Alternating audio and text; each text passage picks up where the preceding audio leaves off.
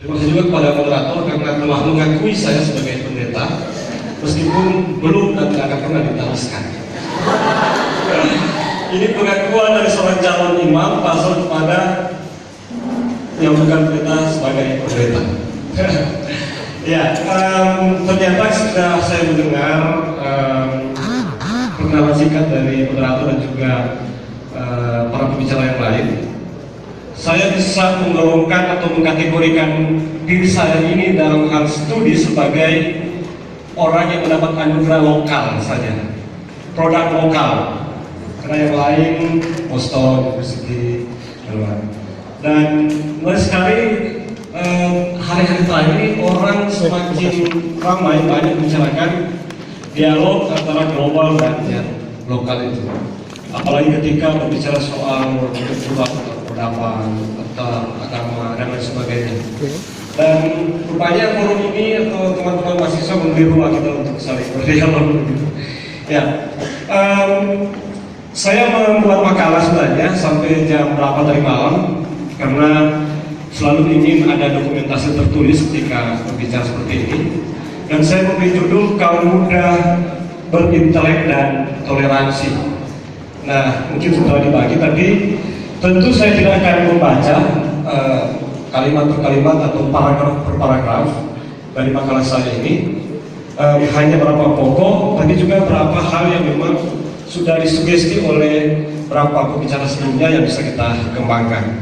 Saya mau fokus pada diskusi atau percakapan mengenai kaum muda, intelektualitas dan toleransi.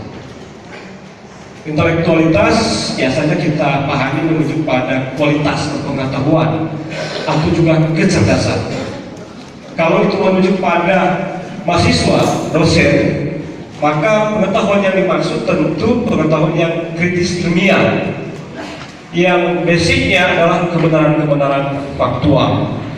Tapi dalam ilmu humaniora membuka ruang selebar-lebarnya bagi keliaran, kadang-kadang keliaran imajinasi, kreativitas dan inovasi. Artinya otak, nalar, kalau orang Indonesia bilang ngaas, dengan intuisi itu berproses secara dialektis untuk menemukan kebenaran pengetahuan. Bukan lagi seperti yang dulu bahwa yang disebut kebenaran pengetahuan itu hanya dapat dikatakan kebenaran pengetahuan kalau dia bisa dibuktikan secara empirik atau dan lain sebagainya begitu. Tapi sekarang rupanya sudah dalam proses seperti itu. Sementara kaum muda itu katakanlah kita sebut menuju pada sekelompok orang atau kaum yang berada di usia-usia produktif, baik fisik, kreativitas maupun pemikiran. Lebih spesifik kaum muda yang sementara berstudi di lembaga pendidikan tinggi. Dengan bahasa lain mereka lah mahasiswa. Nah, toleransi saya memahami sebagai kualitas berrelasi. Meskipun kata ini ketika kita mengingat Orde Baru agak bermasalah karena katanya kata toleransi ini hanya dalam pengertian membiarkan orang lain ada sebagaimana dia ada, tapi tidak ada kemauan untuk membangun komunikasi, relasi yang lebih produktif atau upaya usaha untuk memahami lebih dalam sebagaimana dia ada. Seperti tadi misalnya, dan itu masih banyak yang terjadi. Orang atau kita ini masih menganggap lucu ketika ada teman yang mengatakan sesuatu dengan dialek yang berbeda. Dia tahu orang Minahasa menyebut kata pisang itu berbeda-beda. Ada yang pisang, ada yang pisang bagi-bagi, ada yang besar. Dan orang-orang dulu ketika turun ke Manado, orang sesere, orang ngecek, oh orang dulu gitu. Dan itu saya lihat dari keragaman. Kadang-kadang kita tidak sadari dan menjadi lelucon. Dengan lelucon maka lestarilah stereotip atau stigma atau diskriminasi kita dalam hal kita bicara keragaman. Nah, saya menarik topik ini karena pertama kita sedang berada pada suatu era di mana antara yang kita sebut dengan sebagai kebenaran faktual dengan rumor saling tumpang tindih. Apalagi ketika masuk ke ruang agama-agama atau ruang relasi antar umat beragama, ini menjadi persoalan besar. yaitu ketika satu pihak karena sentimen maka menyebarkan rumor, isu, dan mempengaruhi kelompok yang lain terciptalah provokasi, padahal tidak berbasis fakta. Nah, apa dan bagaimana peran kaum muda yang berpengetahuan kritis ini, atau kita katakan kaum muda yang berintelektual ini dalam konteks masyarakat atau ruang sosial kita yang seperti ini? Ada beberapa fakta yang bisa kita amati secara kesempatan di ruang sosial kita, di mana antara individu atau kelompok itu saling menyerang dengan menggunakan sentimen-sentimen keagamaan, suku, ras, gender, dan bahkan orientasi seksual.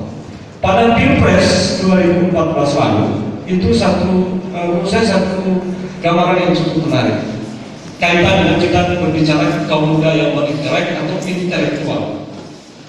Sebelumnya dia disebut atau mengakui diri atau diakui orang sebagai intelektual, tapi ketika masuk dalam pertarungan Pilpres ini, orang-orang ini tiba-tiba menjadi seperti orang yang tidak berpendidikan sama sekali, ikut menyebarkan rumor, isu, dan lain sebagainya. Yang makin soal dengan ini adalah ketika yang disebarkan itu berbasis pada isu yang sangat sensitif sejak negara ini berdiri, yaitu agama, lalu kemudian suku, ras, dan golongan. Muncul pertanyaan, apalagi arti dan peran intelektualitas bagi pada para intelektual itu ketika dia akhirnya tidak sama saja dengan orang-orang yang tidak berpendidikan tinggi. Ini pun saya problem dalam kita membahas tentang kaum muda intelektual.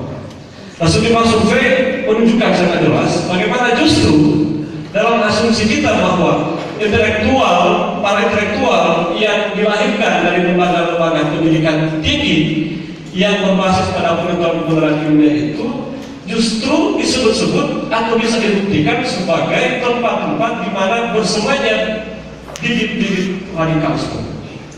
Ada survei dari CLCS misalnya, beberapa sekolah di Jawa atau di Yogyakarta khususnya sudah sangat dipengaruhi oleh kelompok-kelompok dengan paham keagamaan yang konservatif, fundamentalis. Sebuah buku yang pernah juga kontroversi, buku berjudul Negara Islam, menuliskan di situ antara lain bagaimana ternyata sejak tahun 70-an, 70-an sudah berkembang lembaga-lembaga dakwah di kampus-kampus, bahkan kampus sekuler sekalipun. Bahkan sasarannya adalah kampus sekuler memang, dengan maksud menyebarkan paham-paham radikalisme yang katanya di buku itu berkembang menjadi kelompok terbiak yang di pasca reformasi kemudian dia bermetamorfosis menjadi PKS. Itu antara lain fakta untuk menjawab. Tapi di kalangan Kristen, misalnya kalau kita sempat melakukan survei kecil-kecilan di beberapa perguruan tinggi negeri di Nado atau Nado, kita akan menemukan apa yang disebut dengan kelompok BKK, Bina Kerohanian Kristen. Nah, ini kelompok calon intelektual, tapi rupanya paham atau pemahaman yang sedang dikembangkan di situ, paham atau ideologi Kristen fundamentalis konservatif. Menurut saya memang agak bermasalah dengan paham ini, karena ketika kita bicara toleransi yang terlalu mensyaratkan keterbukaan, penerimaan, tadi keterbukaan dan penerimaan itu diperoleh dari pengenalan yang benar terhadap yang lain, sementara kelompok ini justru mengajarkan ketertutupan, bahkan permusuhan dengan kelompok-kelompok yang lain.